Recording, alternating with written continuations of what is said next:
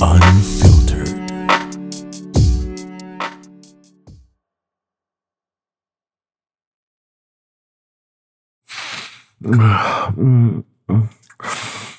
Masarap ba ako sa asawa mo, ha? Sino mas malaki sa amin, ha? Kaya pa niya to, ha? Sino ba yan? Lapit na ako, eh. Bibitiin mo ba ako?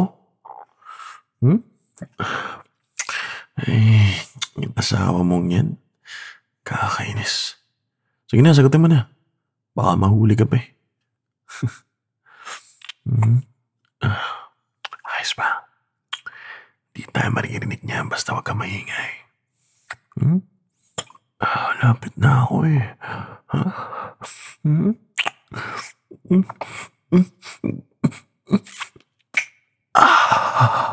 Sarap.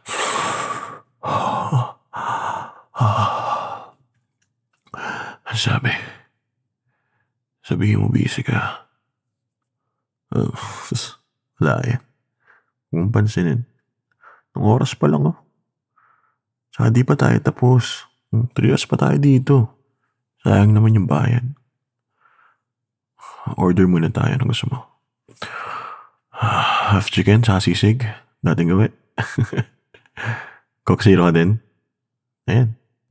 Sige. Hello? Isang half chicken nga. Sisig 2 at saka 2 rice. Tapos 2 Coke. Coke Zero, less ice. Thank you. Yes. Thanks. Okay na. Pagod ka? Sarap ka, no? Siyempre masarap ka rin. Medyo busog pa nga ako kakakain sa'yo, eh.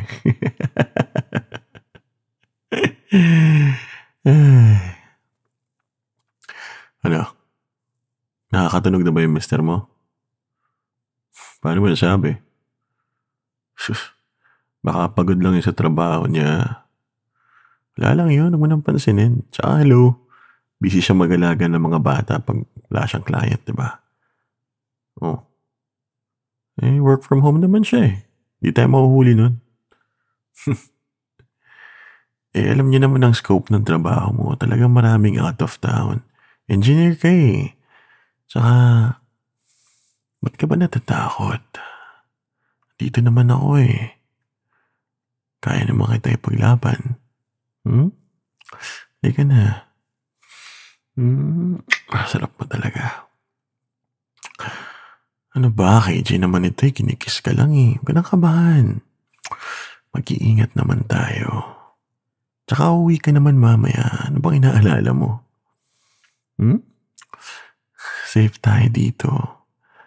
Tsaka yung fact din na lagi nasa bahay lang ang mister mo, wala, safe na.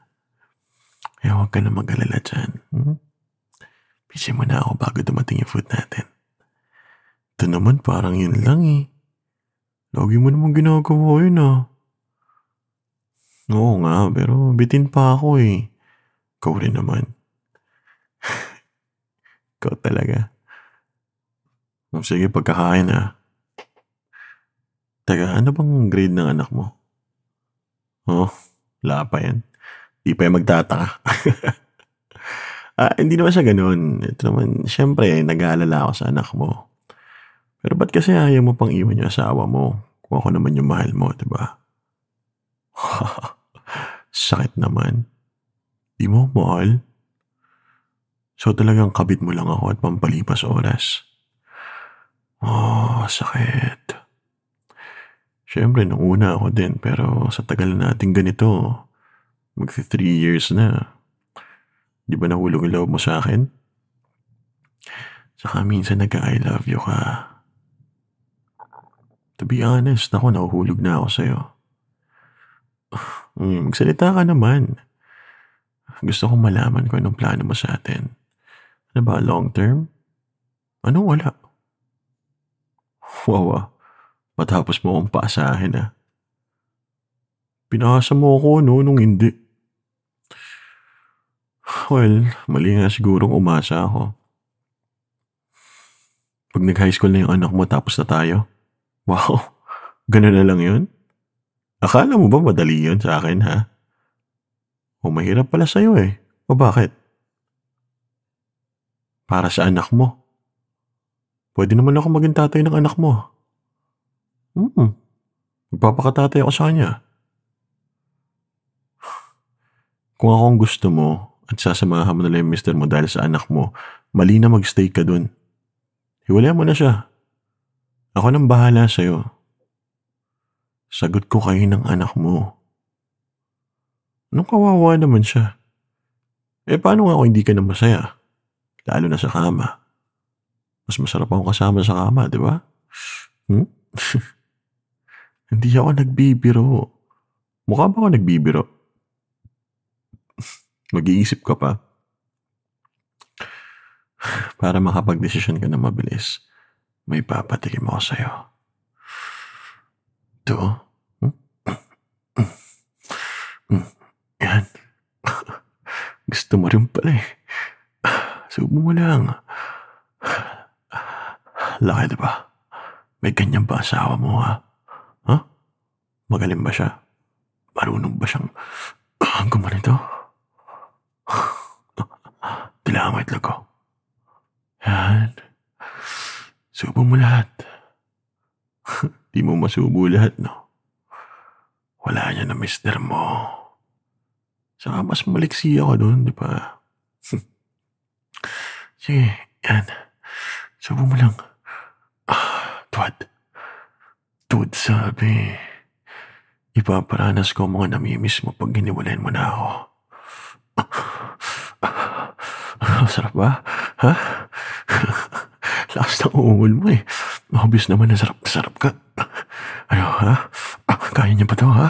Ha? Ito. Sarap. Ito, masakit na masarap. Ha? Diba? Ano? Kahit araw-arawin kita, hindi ako tatanggi. Hindi mo ito nagustuhan mo sa akin, ha? Ano, iiwan mo pa ako, ha?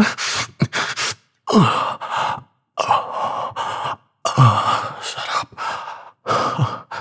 Ayos ba? Ano, iiwan mo pa ako? Yan ang sagot. Planuhin na natin kung paano mo siya ihiwalayan. Hindi ka naman masaya sa kanya eh. Anong say-say ng marriage nyo? Oo.